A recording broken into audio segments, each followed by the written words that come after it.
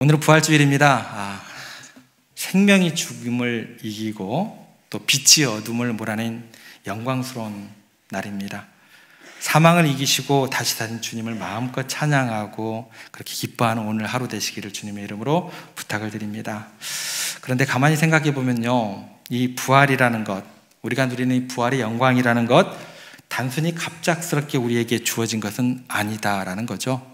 오늘 우리가 누리는 부활은 사실 모든 소망이 끊어진 깊은 절망과 비극의 한 복판에서 시작된 이야기다라는 거죠.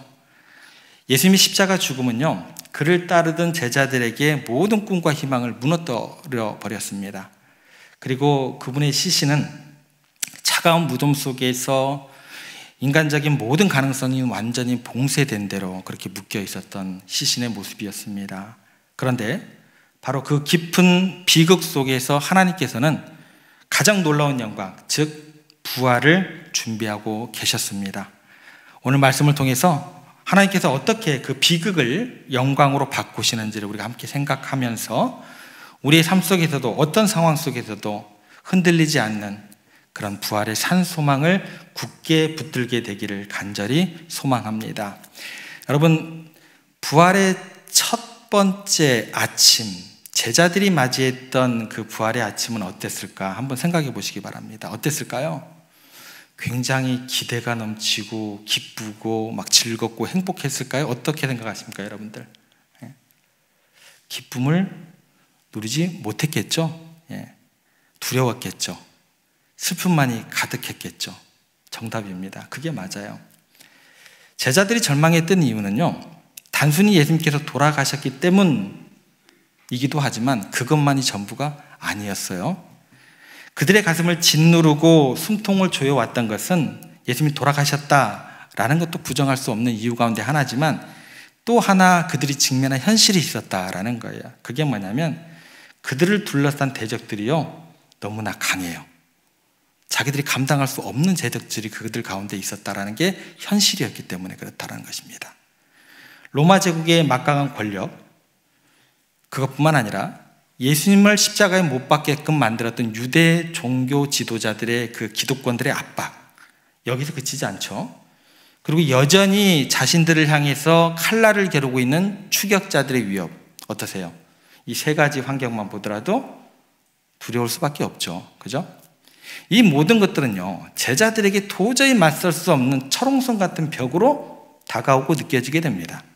이 벽들 앞에서 제자들은요, 느낄 수 있는 것은 자신들의 무력감, 그것밖에 느낄 내용이 없습니다. 부활의 아침이 좀 기뻤을까요? 행복했을까요? 이런 무력감을 느끼는 그 부활의 아침, 어떻게 제자들에게 다가왔을까요? 여러분의 인생도 이와 마찬가지는 아닙니까? 도저히 넘을 수 없을 것 같은 거대한 벽들을 만날 때가 있더라고요. 해결할 수 없을 것 같은 그 문제들, 감당하기 어려운 그런 환경들, 상황들, 나를 억누르는 그런 사람, 또 시스템, 이런 것들이 압도적인 힘으로 여러분들을 짓누르게 되면 여러분들에게 주어지는 감정이라는 게 뭘까요? 무기력함, 숨막히는 절망, 내가 발버둥 치고 애쓰고 벗어나려고 해도 그 모든 것들이 나를 그쪽으로 몰아넣게 되더라는 거예요. 신랄 같은 희망 갖기가 쉽지 않죠, 그죠? 나를 넘어뜨리는 그 대적들이 너무나 강할 때 우리 인생은 온통 비극의 그림자로 뒤덮이게 되고 우리는 어김없이 깊은 절망에 빠지게 됩니다. 오늘 1절, 2절 말씀에 보면 그 제자들을 그 절망 가운데 몰아넣게 되는 그 모습을 한번 어떻게 묘사하고 있는지 우리가 한번 생각해 보겠습니다. 1절, 2절 말씀 저희들 같이 한번 읽겠습니다. 안식 후 첫날 일찍이 막달라 마리아가 무덤에 와서 돌이 무덤에서 옮겨진 것을 보고 시몬 베드로와 예수께서 사랑하시던 그 다른 제자에게 달려가서 말하되 사람들이 주님을 무덤에서 가져다가 어디 두었는지 우리가 알지 못하겠다 하니. 여러분, 소화가 안 될 때 뭐가 여기 얹혀 있는 것 같은 느낌을 받으세요? 돌이 얹어 있는 그런 느낌을 받게 되죠. 여기 보면 그 돌이 나와요. 돌이 나오는데 이 돌이라는 것은 단순히 무덤 입구를 막고 있는 그런 바위가 아닙니다. 이것은 뭐냐면 예수님의 부활을 막으려는 인간적인 악의가 가득 담겨 있는 돌이에요. 또 권력의 상징이 그 돌로 표현됐다라고 접근하시면 좋을 것 같아요. 대제사장들이요, 예수님의 그 시신을 제자들이 가져갈까 봐, 그래서 부활했다고 얘기를 할까 봐 그 염려가 되어서 빌라도에게 특별하게 요청을 하게 됩니다. 그래서 로마 총독의 권위 아래서 큰 돌로 무덤의 입구를 먼저 막게 됩니다. 그래도 좀 안심이 안 됐나 봐요. 그 다음에 했던 작업이 뭐예요? 무덤에 돌로 막고 난 다음에 거기다 봉인을 하게 됩니다. 무슨 얘기예요? 제국의 힘과 권력으로 무덤을 폐쇄했다라는 그 의미가 담겨 있다라는 것입니다. 아무도 이제 그 돌을 옮길 수가 없게 되는 거예요. 이 돌 하나만으로도 감당하기 굉장히 힘든 버거운 짐입니다. 그런데 여기서 그치지가 않았어요. 그 무덤 주위에 경비병까지 세워가지고 철저하게 봉쇄하게 됩니다. 결국 제자들은 어떤 마음이 들게 되냐면 로마의 군사력과 또 대제사장들의 종교적 그 권위 앞에서 두려움을 가지게 되고 떨면서 무덤 곁에 갈 수 있는 마음이 생길까요? 안 생길까요? 감히? 어떻게 가요? 엄두조차 내지 못하게 됩니다. 심지어 그들은요, 예수님을 따르는 이들이 마지막 예수님과의 그 작별, 마지막으로 예수님께 경의를 표할 만한 그 기회, 장례식마저 허락하지 않았다라는 거예요. 시신이 안치된 그 무덤에 접근조차 못하도록 막은 거죠. 죽은 시신마저도 확인해 볼 수 없는 그런 비극의 연속이 제자들에게 주어졌다라는 것입니다. 얼마나 슬픈 일인지 모르겠습니다. 여러분, 세상에 아무리 악한 사람이다 할지라도요, 그 사람이 죽는 순간 어떤 은혜가 베풀어진 줄 아세요? 장례식은 치르게 해줘요. 그죠? 아무리 악독하게 삶을 살았다고 하더라도 그 사람 죽으면은요, 장례식은 허락하는 게 인지상정이에요. 그런데 그런 시신이 안치된 무덤 가운데 접근하는 것조차 막게 됩니다. 철저하게 대적자들은 자신들의 힘과 권력을 가지고 모든 것을 제압해버립니다. 그 앞에서 제자들이 손쓸 방법이 있어요, 없어요? 없죠. 없습니다. 우리 인생에서 괴로운 점이 있다면 바로 이 지점이에요. 나를 짓누르는 대적자들이요, 너무 강하고 내 힘으로 도저히 해결할 방법이 없다는 것, 도무지 상대가 되지 않는다는 것, 그런 처절한 깨달음이 들어갈 때, 야, 이것처럼 힘든 게 없더라는 거예요. 그런데 여러분, 기억하시기 바랍니다. 바로 이 지점에서 하나님의 놀라운 반전, 역설의 진리가 이제 시작된다는 거예요.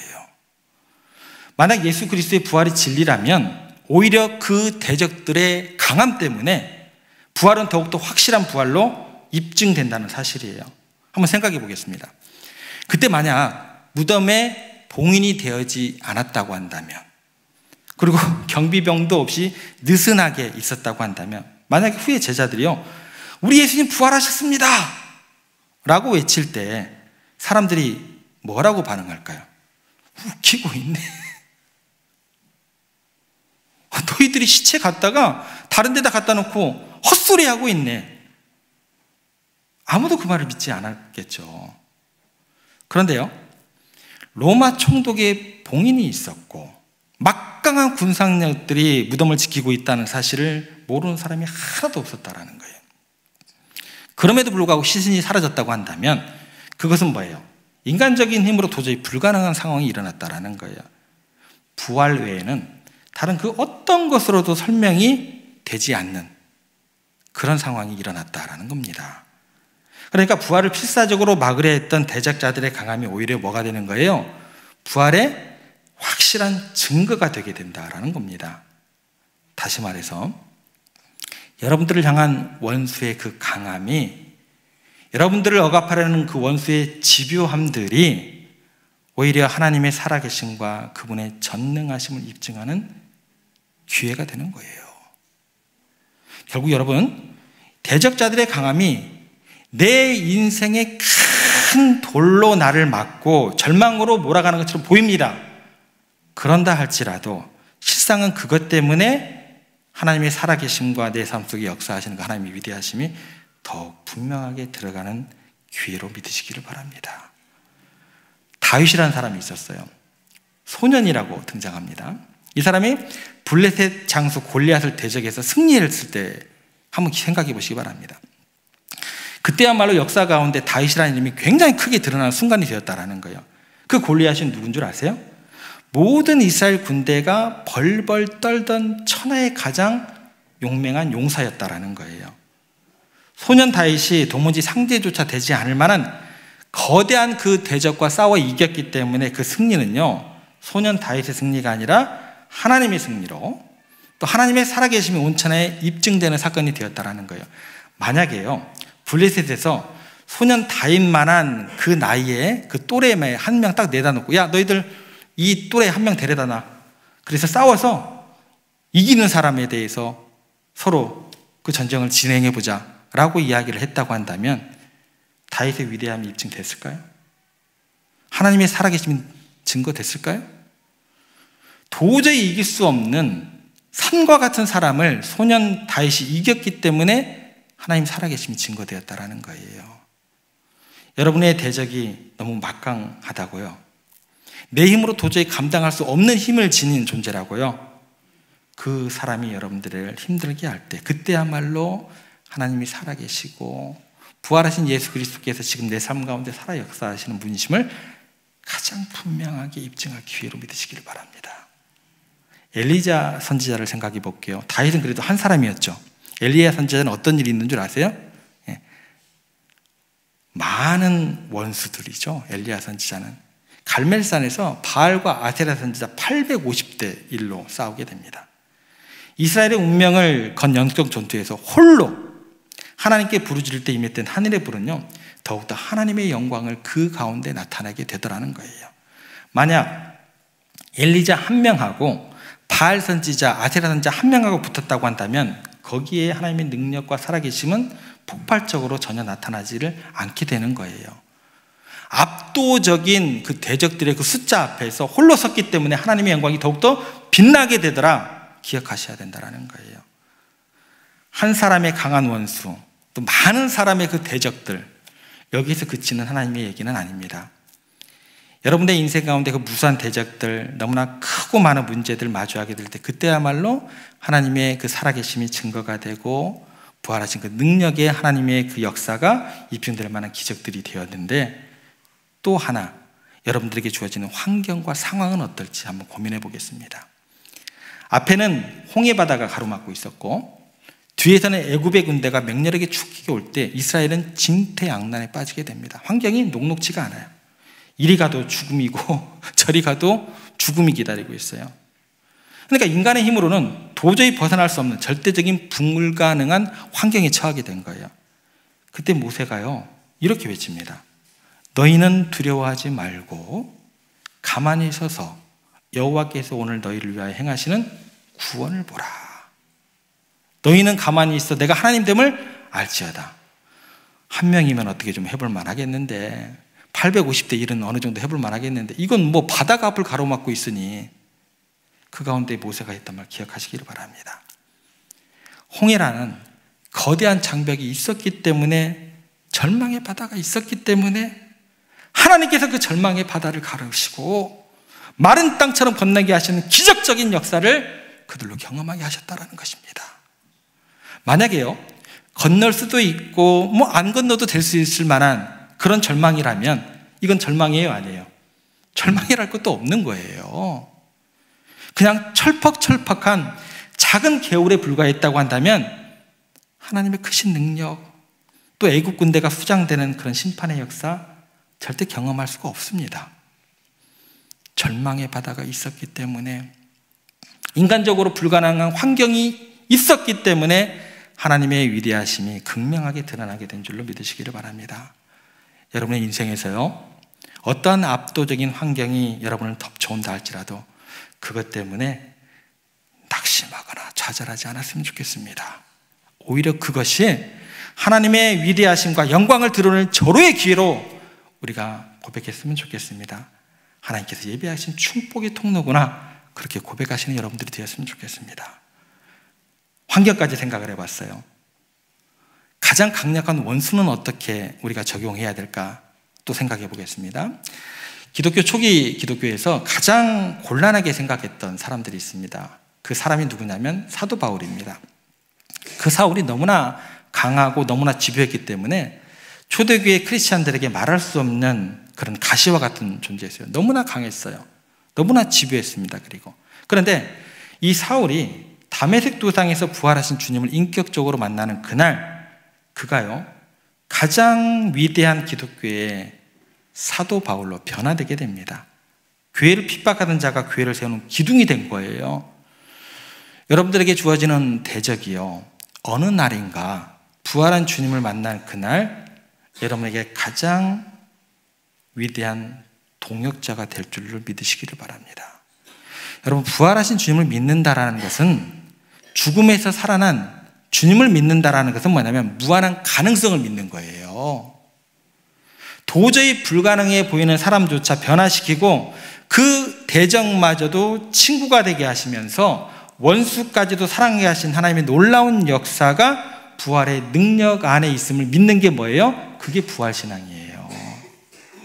그러므로 여러분, 더 이상 여러분을 힘들게 하는 그 대적자들, 저 사람 나를 어떻게든 쓰러뜨리려고 그렇게 연구하는 사람이다, 그 정도의 그릇밖에 안 된다, 여기서 머무르면 안 된다라는 거예요.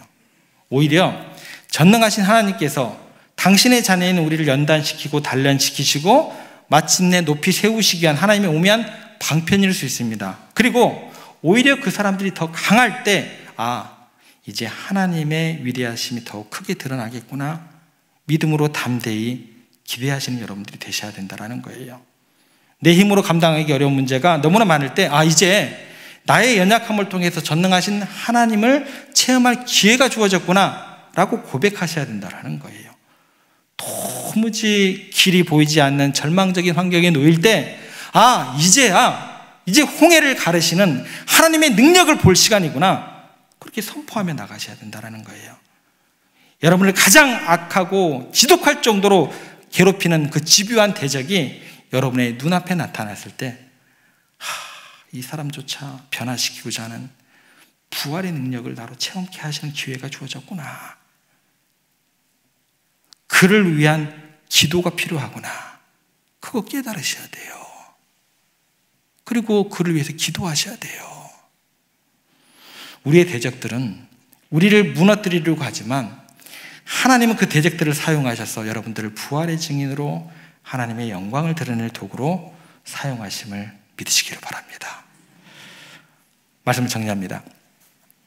부활의 아침입니다. 여러분들의 앞에 놓인 거대한 돌과 같은 문제들 한두 개가 아닐 거예요. 여러분들 짓누르는 강력한 대적들 앞에서 여러분들 두려워 마시기를 바랍니다. 오히려 그것들 때문에 부활하신 하나님의 능력이 더욱 선명하게 드러낼 걸 기대하시고 믿음으로 나아가시기를 부탁을 드립니다. 여러분들의 연약함, 또 대적의 강함 속에서 일하시는 그 하나님의 손길을 바라보시면서 기도함으로 모든 대적들을 이기고 환경을 극복하며 나아가시는, 그러면서 주님과 동행하면서 승리하는 여러분들의 삶이 되시기를 주님의 이름으로 축복합니다.